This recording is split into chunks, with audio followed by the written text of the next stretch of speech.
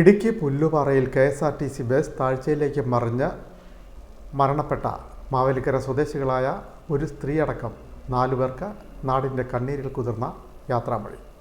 KSRTCയുടെ അന്തർ സംസ്ഥാന ബസ്സാണ് അപകടത്തിൽപ്പെട്ടത്.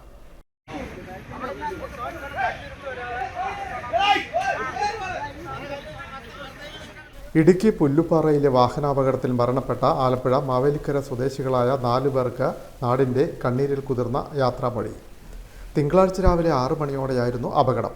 മാവേലിക്കരയിൽ നിന്നുള്ള 34 പേർ അടങ്ങുന്ന സംഘം സഞ്ചരിച്ചിരുന്ന KSRTC അന്തർ സംസ്ഥാന ബസ്സാണ് അപകടത്തിൽപ്പെട്ടത്.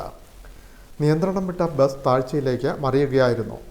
തട്ടാരമ്പലം കാർത്തികയിൽ അരുൺ ഹരി, മുള്ളിക്കുളങ്ങര കോട്ടകത്ത് തെക്കേതിൽ രമ മോഹൻ, തട്ടാരമ്പലം സോമസദനത്തിൽ സംഗീത്, മാവേലിക്കര കൗസ്തുഭത്തിൽ ബിന്ദു എന്നിവരാണ് മരിച്ചത്. ഗുരുതരമാണ്. പരിക്കേറ്റവരെ കോട്ടയം മെഡിക്കൽ കോളേജ് ആശുപത്രി ഉൾപ്പെടെയുള്ള ആശുപത്രികളിൽ പ്രവേശിപ്പിച്ചു. 30ഓളം അടി താഴ്ചയിലേക്ക് മറിഞ്ഞ ബസ് മരങ്ങളിൽ കുടുങ്ങിയതിനാൽ ദുരന്തത്തിൻ്റെ വ്യാപ്തി കുറഞ്ഞു. പുലർച്ചെയായതിനാൽ രക്ഷാപ്രവർത്തനവും അല്പം വൈകി. നാട്ടുകാരും ഫയർഫോഴ്സും പോലീസും എത്തിയാണ് യാത്രക്കാരെ പുറത്തെടുത്തത്. ബസ് ജീവനക്കാർക്ക് കാര്യമായി പരിക്കേറ്റിട്ടില്ല. മധുര തഞ്ചാവൂർ തീർത്ഥാടനം കഴിഞ്ഞ് മടങ്ങുമ്പോഴാണ് അപകടം. ബസ്സിലുണ്ടായിരുന്നത് ആകെ 34ഓളം യാത്രക്കാർ. ബ്രേക്ക് നഷ്ടമായതാണ് അപകട കാരണമെന്നാണ് പ്രാഥമിക വിവരം.